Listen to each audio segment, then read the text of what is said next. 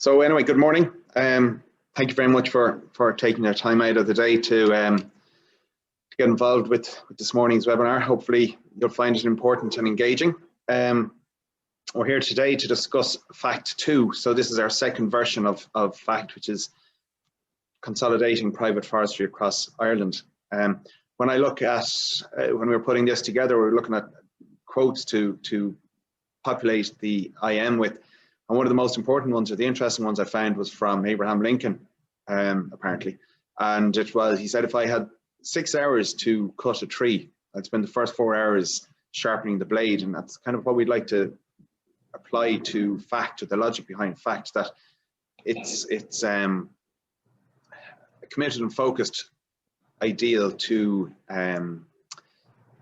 consolidate the private estate in a very structured way that adds a lot of value to all the stakeholders, and particularly to yourselves. So I need to just somebody else just joining in there. Very good. So obviously greenbelt are looking to try and consolidate the private forestry estate through Fact and manage this sustainably and deliver a timber to market in the most sustainable and ecological, environmentally, but also economical way, and to deliver return to the investors. We're doing that through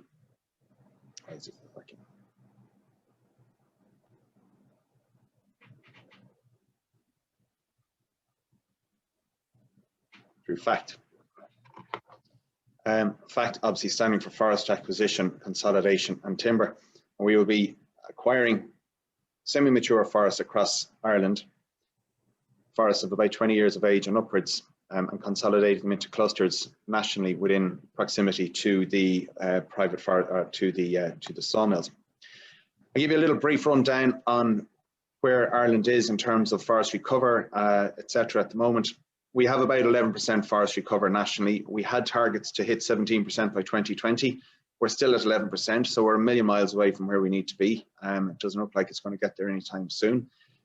The financial impact of that on the nation, if you look at it just from simply a carbon emissions perspective, is in the region of about 600 million euros each year, because we're not addressing our carbon targets in the least bit. And one of the best ways of dealing with that is through new plantations and afforestation, and that's not happening. So that's quite a concern. The private estate, or the entire estate, consists of about 770,000 hectares, of which Coillte own or manage 51%, obviously the balance being 49% in the private estate. The private estate tends to be on average about 8 hectares, 20 acres in size, so it's very, very small, fragmented across over 22,000 private forest owners. So consolidating it, it can be a challenge, and certainly consolidating at scale can be a challenge, but this is a challenge we're taking on. You'll see the logic behind it here. So from the late 80s and early 90s, the private estate started planting more and more forestry. It hit a peak through the mid 90s, has diminished a little bit since then, and is now down in the region of about 2,500 hectares per annum new planting, which is extremely low considering pre-election targets were 8,000 hectares per annum of forestry. So we're a long way off. But you'll see the impact. So you see the private estate has really taken over from Coillte. So where the balance would have been 60-40 previously, it's now closer to 50-50 now in terms of timber supply. So the private estate has a much bigger part to play in the future of Irish timber supply. So you'll see the forecast volumes here from 2015 were 3.1 million cubic meters harvested across the country. It's going to more than double by 2028. One of the most important words in this is the word forecast, which I've highlighted here. This is only forecast. This is if we can actually mobilize timber. Mobilizing timber from the private estate has always been the challenge because of the size of it, because of restrictions around access and ownership and such like, and the relatively poor economic returns from a thinning. Many private forest owners simply bought into forestry on the basis that they would get the premiums, the grants and premiums. And they had no real interest in managing the forest from here on in. And so Fact came about based on this. What we're looking at trying to achieve here is raise at least 500,000 euros through a minimum sum of 20,000 per investor. The time scale is over 10 years, and we are targeting about at least a 5% return. That's compounded over the 10-year term, and that's a once-off dividend payment at the end of the term, at the end of the 10 years. That's currently a tax-free dividend. So it'll come to you as a private individual, tax-free. So if you want to put numbers around it, if you invest 20,000 euros, you're likely to receive back 32,500 euros tax-free in 10 years. The underpinning element of all of this is to have security of supply. What that does is it allows us to leverage the market. It allows us to improve the marketability of all the forests that we have under management and improve the return to all our forest owners. So the proposition being around fact is to acquire 20-year-old forests of yield class 20 that are 20 acres in size. These aren't set in stone numbers, but they're a very good broad metric to base off. There's a lot of institutional investment in the country at the moment. There's a lot of private investors with deep pockets that are buying up the larger assets. We're focusing on assets in a smaller scale to that, and it's almost a concept phase that we're looking at proving that this does work, and to open up the private estate even further. As I mentioned, we're going to create clusters in as close as we can proximity to the 9 major sawmills, as well as the smaller sawmills around the country. We look at the economics of delivering timber beyond 80 kilometres not being all that viable, so we try and focus on our forestry under fact to try and be within that 80 kilometre range. 100 kilometres is the max. But the beauty of fact being a part or being managed by greenbelt is that as part of the greenbelt harvesting dynamic. And we have a virtual timber yard that we develop that can now project and predict the timber volumes that are going to come out. Sorry, there's one more person coming in here. They'll be able to predict and project the kind of timber volumes we're going to have coming to market on an annual basis. Some of the most important points to consider when we're looking at forestry investment is the access to the forest and the clean title, a consistency in the crop, proximity to markets, and the potential to cluster. Good clean title is obviously extremely important in all this. And all of this is going to be managed by greenbelt. So greenbelt have been around since 1982. We've a team of foresters located across the country. Those attractive guys with pitchforks, and we're located out of our head office out of Virginia in County Cavan. We would see ourselves as an international timberland investment manager. We've managed assets and forestry assets across Ireland, obviously across the UK, into Central and Eastern Europe, as far west as Central America, and even as far south as South America. The asset selection side of things is an extremely important part of all of this. So we're very, very lucky we get to spend quite a lot of time in forests. Some days it's nicer than others. I was in one yesterday, it was quite nice, frosty but nice. The rainy, wet days are less pleasant. But our first port of call when we analyse and assess a forest for this investment is to look at it on a desktop exercise. So we look at the access, we look at the consistency of the crop, the age, the species profile. Assuming it passes that side of things, we then visit the forest and we put a drone up over it to get a live image of it. That allows us then to determine the net productive area of the forest. So we can see here from this that we've actually broken it down to see what the net productive area of it. So there was a gross area there of 15.6 hectares. The net productive area of that was 12.8. That allows us then to deliver on a better price. It also allows us to direct our inventory to stratify the forest from an inventory perspective. Inventory is probably one of the most important things you're going to do in the forest, because it allows you then to understand what actual volume is in there, the age profile of it, how quickly it's growing. It can then predict very accurately when you'll be able to harvest it, what volumes are going to come out of that forest, and obviously then the return value out of that. So it's a hugely important thing. Time consuming and detailed, but very, very worthwhile. And you'll see that these will be permanent plots that we can assess and manage on a regular basis after every harvesting operation. The timber pricing side of things, I hope you can see the full scale of this, but this is from 2005 to 2009, you're looking at the timber price has seen dips and peaks, but consistently has increased at 1 to 2% per annum. The beauty of what we'll be able to try and do, and again I mentioned the greenbelt virtual timber yard, is to avoid the pits that you would have seen in 2009 and 16 and take advantage. Another person coming in there, and take advantage of the high prices that you would have seen in 2018 and indeed in 2020. We're seeing very high prices being paid this year because of the lack of availability of timber to the market, and that's part of the licensing issues that exist within the Forest Service. And I'll answer questions on that at the end of it if you wish. Our goal within this investment is to maximise the yellow bar at the end. That's saw log coming out of clear fell timber. Our operations leading up to that are purely there to manage and maximise these two bars at the end of the term. In your first thinning and second thinning, when we buy these forests, if they haven't already been thinned and they're suitable for thinning, you take out a lot of the pulp, the smaller grade material, and some pallet. You'll see how that changes across the profile then as you come across first thinning, second thinning, subsequent thinnings, and ultimately into clear fell. But your yellow bar is what you want to try and maximise.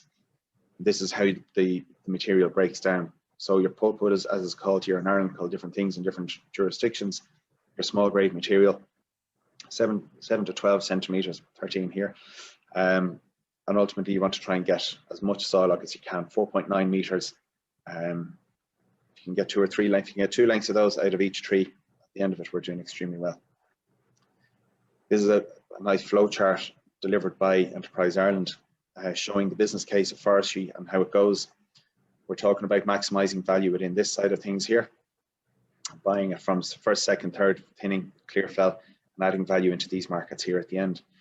Something of importance that isn't mentioned here is the bioeconomy that's burgeoning here across Ireland and indeed across the world, which is going to add an awful lot of value, particularly to the smaller, lower value material coming out of forests, particularly your pulpwood, where you'll see extra value being added through the application of the extraction of chemicals, etc., coming from the timber.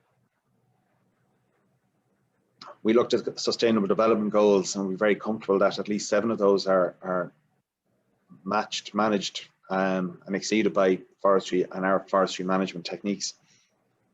We're obviously very conscious and cognizant of the environmental impact that forestry is perceived to have. We look at the environmental impact that all operations have on it. Obviously, we're regulated very onerously by the Forest Service.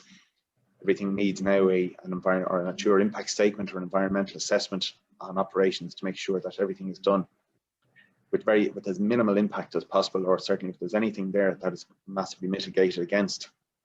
One point here that I'd like to make is that we have one of the most sustainable harvesting operations probably ever taking place, certainly in Ireland, if not further afield, currently going on in Galway at the moment, beside a lake, and we're using biochar within the silt traps to monitor and capture any effluent that may come from the harvesting operation. UCD are carrying out that research. It'd be really interesting to see the results out of that, which I'm happy to share with anybody who's interested. You'll see here, this is a thinning operation in place. You'll see the machine. This is obviously an aerial view of it, harvesting timber, stacking it in piles for delivery to the sawmill. More important things for an investor out of this is how do we generate revenue out of a forest. So once you get to the point of clear fell, we'll have already thinned it at least once, possibly twice, and indeed maybe even 3 times. At a thinning stage, you're taking out the lightest of timber. This is an image from a thinning harvest in Meath at 18 years of age. The timber is cut by fairly heavy machinery into predetermined lengths and delivered to the market. Ultimately, again, this is a clear fell image, and you're looking at trying to maximise your clear fell and your saw log value out of that. Here, access has been very well managed, but also the proximity to the water courses here have been very, very well managed as well, through the maintenance of the hardwood buffer region to the southeast of the estate.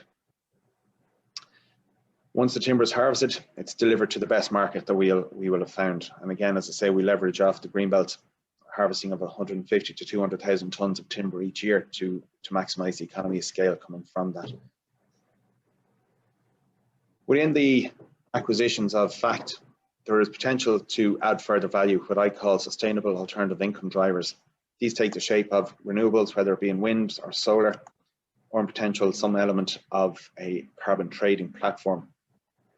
Carbon trading in forestry tends to be more focused on new forest as opposed to existing forestry, but we're seeing more and more corporates becoming involved at later stages, even from more of a corporate social responsibility rather than financial gain.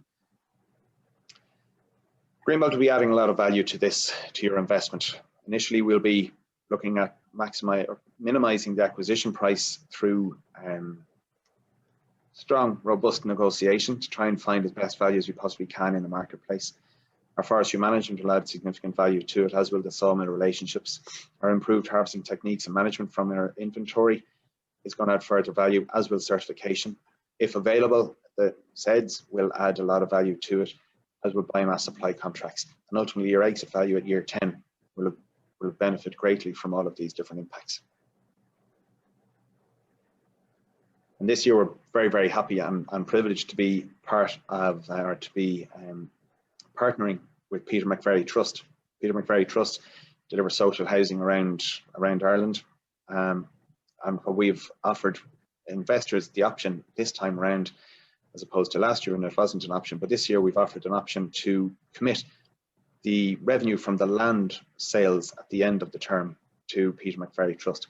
So at the end of the 10 years, when all the timber is harvested, the dividend is paid out to the investors, and that's a tax-free dividend. The company is wound up and the underlying land assets are sold off, and the revenue from that, the option is there to commit to Peter McVerry Trust.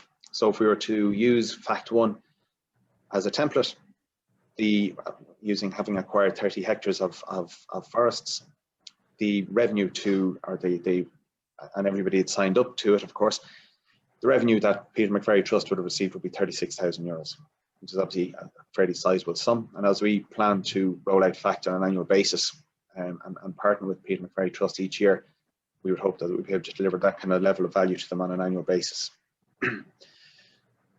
But that's everything I think that that I'd hope to cover. My contact details are there, but I'm happy to take any questions if anyone has any.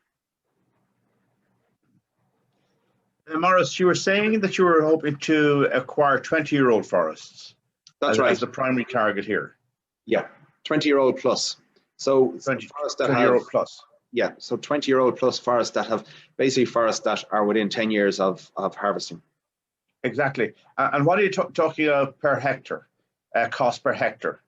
We would have put in the model of about €10,000 per hectare, or about €4,000 per acre.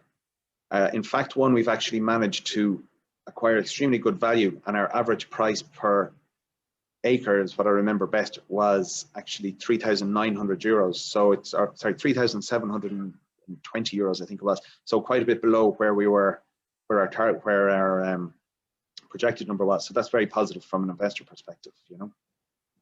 I mean, that's actually terribly low, considering, you know, the initial cost of the land, the grants that have been paid per hectare, up to what year? Well, it's 15 now, but those forests that we're focused on would have been up to year 20. Yeah. Yeah. So I probably think that you're probably being more cautious than I would have expected, because, you know, I have a big involvement in forestry. Yeah. And, you know, you're projecting 5% return per annum, tax-free, which is excellent. But I also think that it's actually low compared to some of the other markets. I mean, you've read the Bacon report and everything. There is actually a terrible shortage of timber. Yeah. And in the next few years, there is going to be a massive shortage in the UK. They don't have enough for building. Nope. So, I mean, I'm sold on forestry anyway. And I'm very, very interested in investing. And it's mainly Sitka spruce, isn't it? What we're focusing on here is Sitka spruce, because it's a very commercial crop. I mean, as a company, we plant, we have 40% of our planting annually is native hardwoods. But what we're focusing on with this is commercial Sitka spruce. The genesis of this idea came from 2 points. One, where people at the end of the 20-year premium looking to sell their forests, their sizes of their forests weren't attractive to large-scale investors because the heavy legal fees. The size is too small. That's it. But it's just the legal fees that we would apply before hectare forest. It's the same legal fees. You're losing your sound. Oh, sorry. Any better now? You're losing sound. Any better now? Yeah, that's fine. Very good. So they found it difficult to sell their forests. The other element that drove this were people looking to invest sums of money up to 100,000 euros into forestry, but couldn't find a home for it. And so this is where I come up with the concept when we put 2 and 2 together, and we're finding 4. So the Sitka spruce obviously hits the sweet spot for everybody because it's a relatively short-term timeline. As you say, Lara, the shortage of timber projected into the future will see the timber prices continue to increase. And so we would like to think that our 5% is extremely conservative. But we don't want to overpromise on this either, you know? Yeah. Well, I know you're on a webinar at the moment, so Maurice, just really call me afterwards and I want to discuss. Yep. I have a particular program I want to talk with you. Okay. Yep, I'm happy to do that. Thank you. Anyone else would like to ask anything? Anyone from the audience?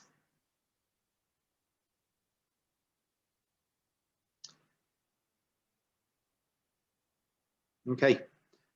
Well, listen, I really appreciate your time coming on this morning. I hope you found it interesting. And if there's anything else, my details are up at the top of my email, my mobile phone number there. So call me at any stage.